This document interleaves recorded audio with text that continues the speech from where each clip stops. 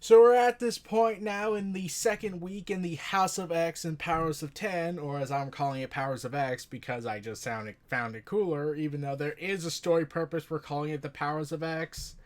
But anyways, let's move on.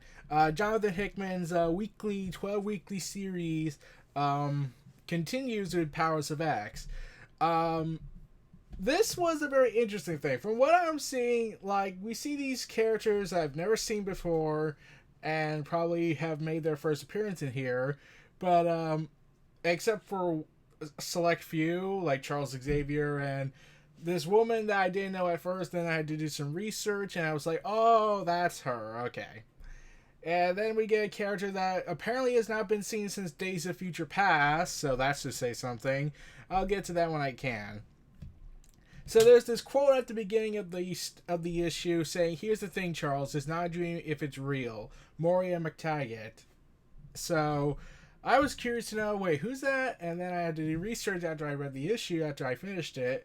But yeah, we get to this panel page where we get Charles Xavier, X-Men Year 1, The Dream, X-Men Year 10, The World, with Charles Xavier wearing the Cerebro helmet. We get X-Men the Year 100, The War, and we get X-Men Year 1000, The Ascension. So basically, from what this is basically spoiling, basically this is supposed to be, but between year 10, and here's the thing, I was like, wait, Marvel has an established timeline that everything happened within 10 years? Like, I always heard that, I never got full confirmation until literally reading this issue. So basically, from when Peter Parker was bitten by a radioactive spider up to the X-Men basically having control of the world, metaphorically speaking, they basically all happened within a 10-year time period. Okay. So that also confirms Peter Parker's in his mid-20s. So anyways, yeah, so basically the power of 10, is basically going X0, X1, X2, X3, basically adding to the power of 10, blah, blah, blah, blah. Let's go to math equation after that. But what was interesting is in the War and Ascension ones, we get this gigantic robot that I don't know what it is, and I'm curious to know what it is. It talks about something called the War. Then we get then a alien-like creature with red eyes. Basically, he's a bald version of Thrawn with a tattoo that looks like Charles Xavier, but clearly is not. So we cut to year 1 of the X-Men era when the idea was forming, and we see Charles Xavier at some lavish fare. Everything's all happy, and okay, I find a little art here. Like, the art's really good, but at times, it was weird at times with Charles Xavier. Like, there's this moment where, Charles Xavier's looking up at the birds and it's like,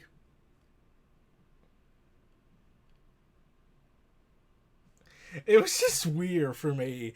Then we get an appearance from a strange woman who would later be revealed to be Moira McTaggart from the opening dialogue scene. She greets Charles Xavier, wishing good afternoon. So clearly this is like their first time meeting, and the same to you. Are you enjoying the fair? Basically, she asks if she could sit by him.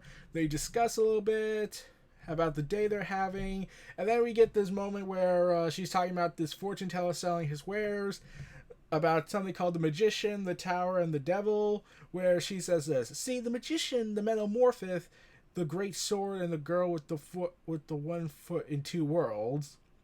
See the tower, the axis, the pillar of collapse and rebirth, the monolith of ascension. See the devil, the red god, and the lost cardinal of the last religion." And then she says she saw the strong man, but Charles Xavier says he's not really that strong. And yeah. So she was wondering why Charles Xavier was smiling so, and then she asks why was he smiling when he asked did she want to know why, and he just says, "I was smiling because I recently had the most wonderful dream of a better world and my place in it. She then frowns and then cryptically says, "Well, here's the thing, Charles. It's not a dream if it's real." And Charles is like, and we cut to this very hyped page where basically they were hyping up that this was going to be the most important scene in all of X-Men history. He then asks, "I'm sorry, do we know one another?" "Oh yes, we go back quite a ways." "Who are you?" "Why don't you read my mind, Charles? Read my mind and see." Ah. So that's all we get in context. This is said to be the most important page in the history of the X-Men in the Jonathan Hickman era. I'm curious to know what it is. All we can do is speculate, and this is what I'm starting to think. I'm starting to think that this is a time traveler, that Maura McTaggart is this is indeed her, but her mind has traveled back in time to the beginning of when the X-Men would start. And she basically asked Charles to read her mind where all these ideas would form.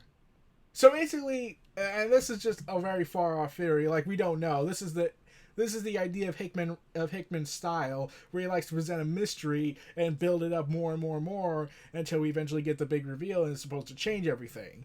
So yeah, that's my theory, that Maura McTaggart has somehow got back in time and would see the future that would eventually befall upon the X-Men and everything that would happen, and this would result in some sort of altered history or something. That's just my wild speculation. Like maybe she's something else. She could be something else. But yeah, the fact that she has such a role in the X-Men's comics, that would mean that she either time traveled back into the past to do something different, or they retcon her to have her be a mutant because she was a human that has perception of the future or something. But I'm going with the time travel theory until saying otherwise. Then we get Powers of X, the last dream of Professor X. Then we cut back to year 10 of the X-Men and the Krakoa. Yeah, I finally got to pronounce that thanks to Comics Explained. But we go to the island nation of Krakoa, and Mystique and Toad have finally arrived. So this takes place immediately after House of X, which means Cyclops ran through another portal just to get to the Fantastic Four, so he was most likely in on this.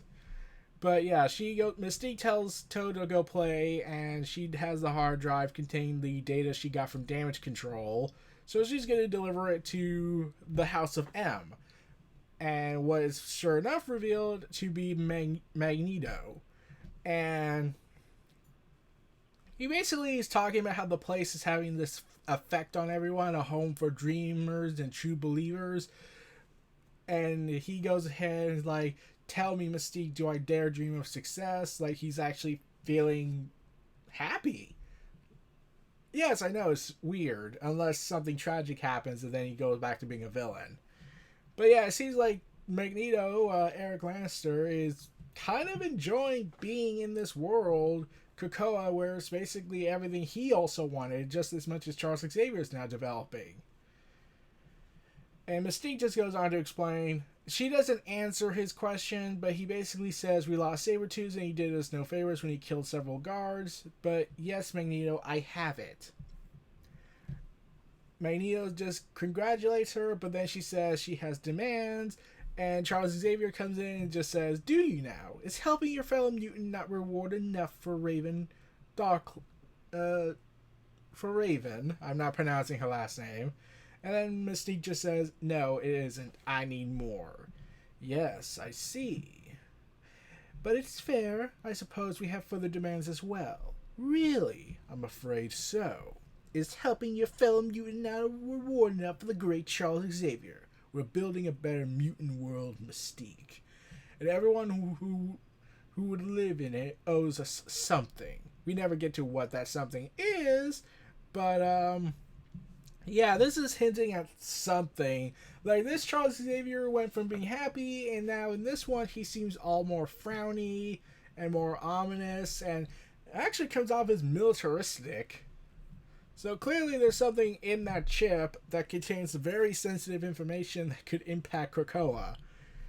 Then we cut to year 100 of the Great War. And yeah, basically there's a dead person speaking, and basically he's saying there was a dream, our dreams are the same, while you slept the world changed. And then someone is saying this one's dying. And there apparently there's been a war in the year 100. Basically, okay, here's the best way to describe it. It's basically like, let's do Days of Future Past, but make it 10 times or 100 times worse. Because now there's another machine-human war going on between the mutants and them, the machine-man supremacy, as they're called, and they're basically hunting down all the mutants again. And we cut to some girl with a black brains being captured. However, we cut to a woman that looks like a cross between Kitty Pryde and Colossus. I would assume it's a descendant, but then I found something else out in the text pages. And then we cut to someone that obviously looks like Nightcrawler and actually acts like Nightcrawler, but is all red.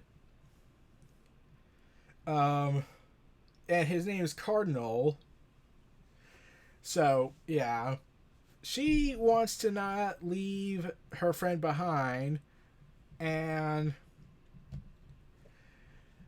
Cardinal just says, I'm playing the black seed of Krakoa. I will wait for you as long as I can before I close it on the other side. If you do not come, then I will see you both when the world is made again. Will you pray for me, priest? Of course, my faith is boundless. I pray for all living things. And that's your problem, priest. Then she charges into battle with her fuck you sword, Buster Sword, and that you've forgotten that machines have no soul and that humans lost theirs a long time ago.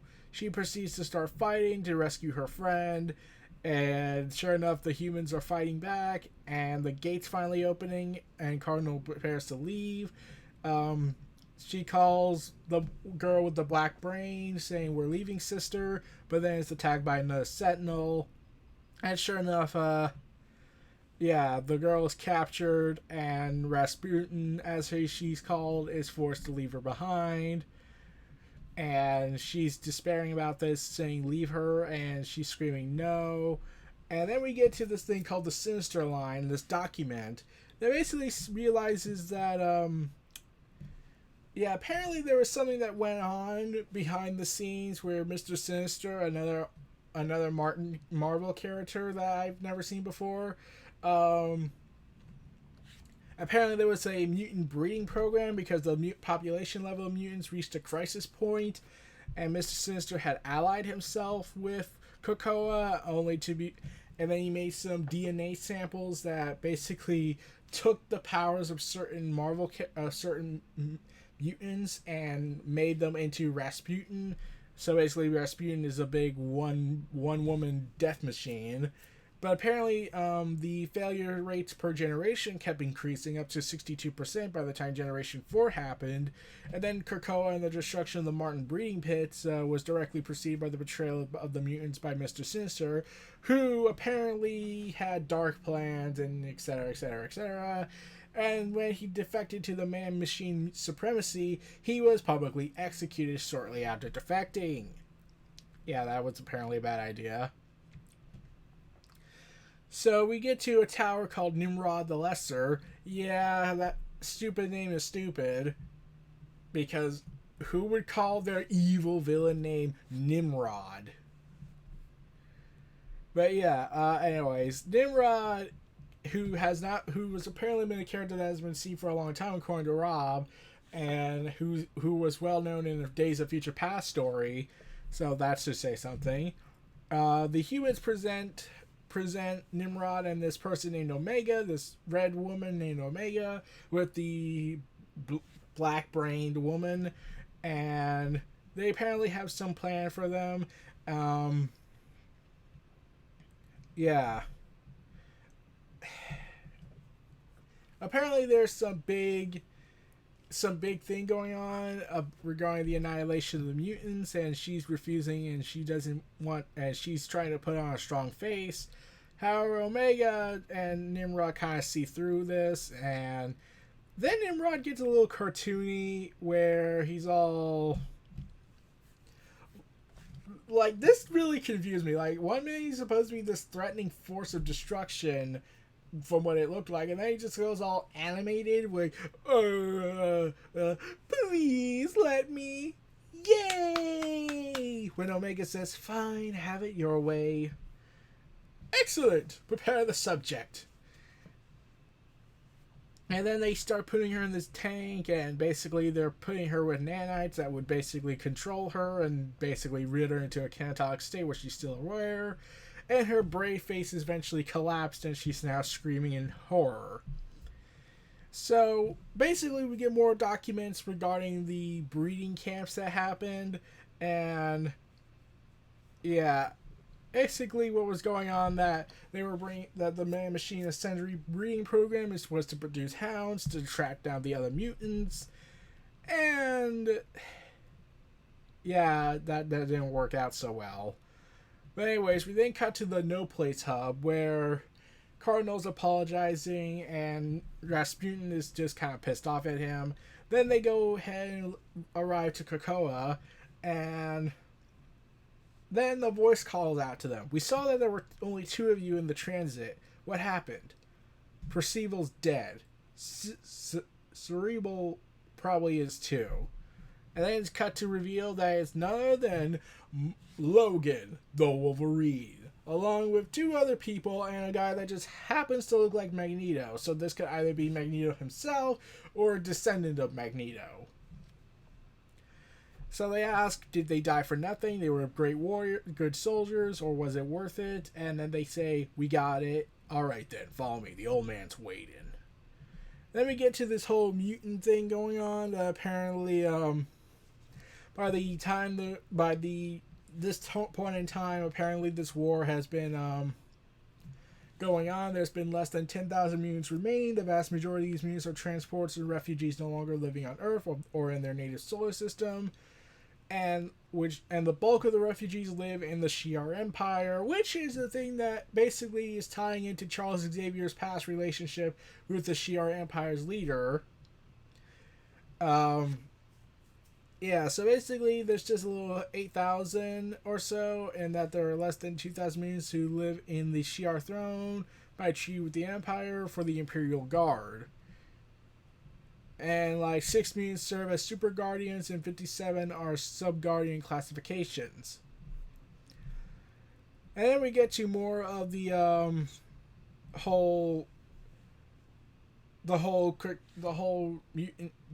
surviving mutants, and like all living mutants in the Sol system are currently citizens of Asteroid K. After the recent deaths of the X-Hound Cerebral and the Ghost Percival, the current population in Asteroid K is currently 8.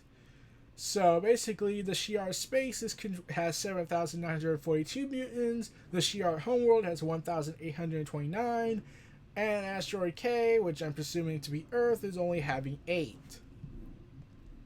Then we cut to X-Men Year 1000, and yeah, we see that black-brained woman is like, yeah, she's basically decaying and still alive in the back to tank from what I'm seeing, and saying that we are losing them, and the archive of Nimrod the Greater, the mutant library, which basically implies that eventually they did win the war, and the mutants ascended to a new higher form, and they became something much powerful and became the dominant force. And then,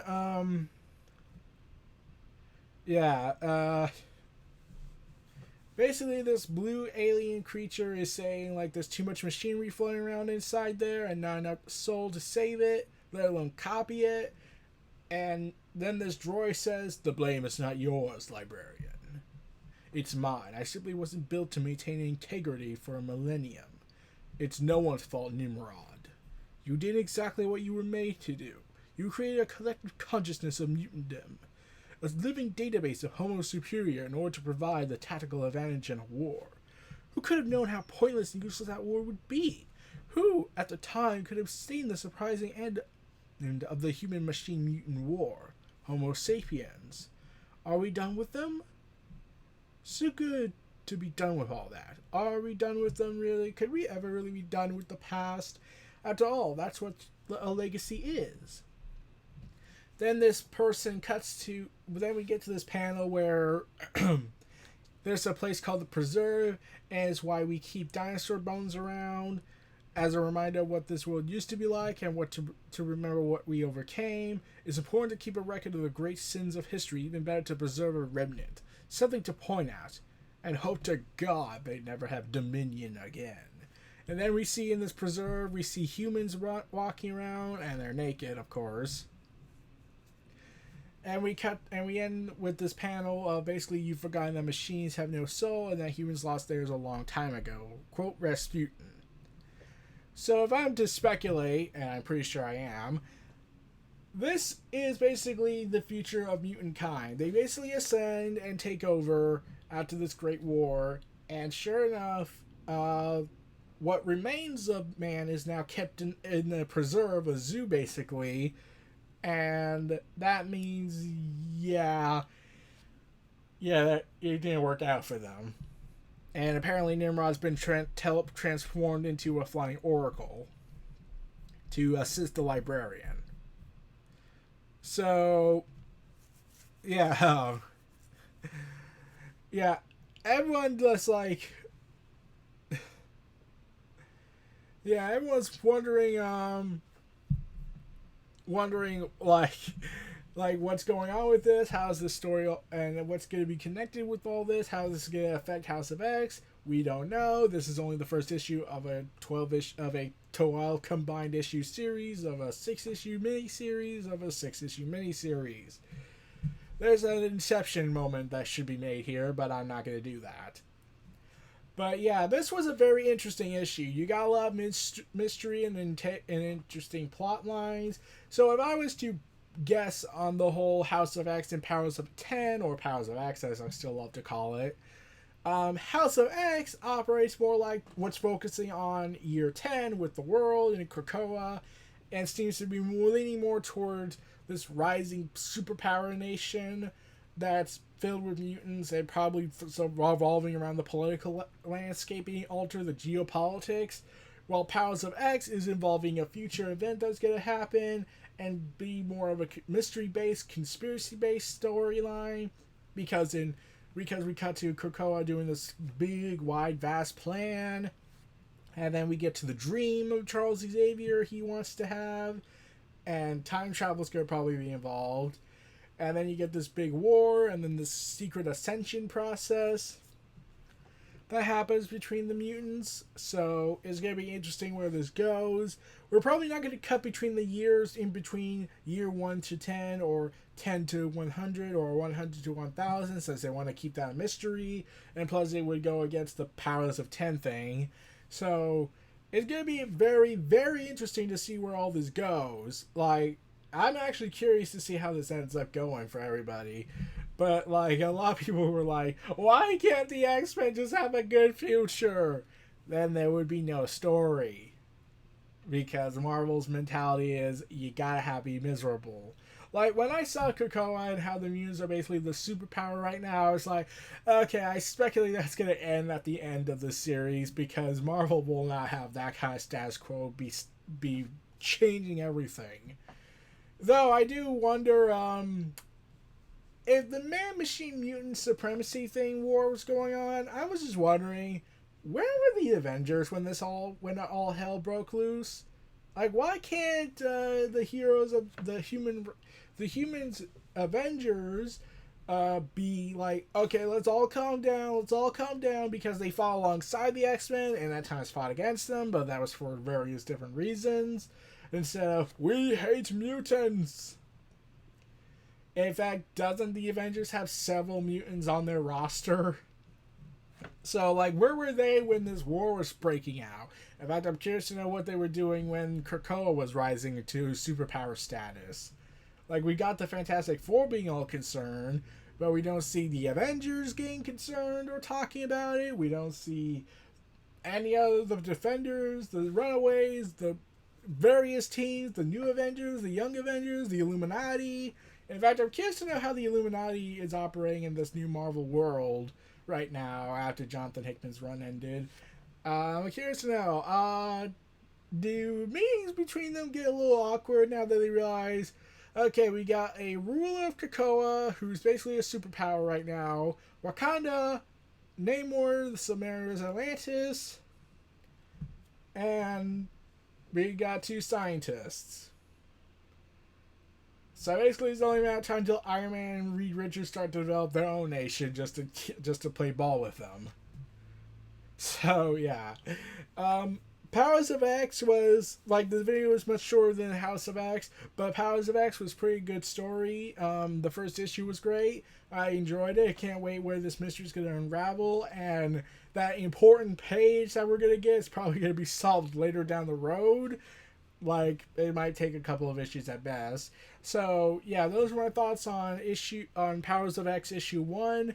The last stream of Professor X. This was Neo Reality Entertainment. Feel free to like, comment, subscribe, and donate. Stay tuned for more.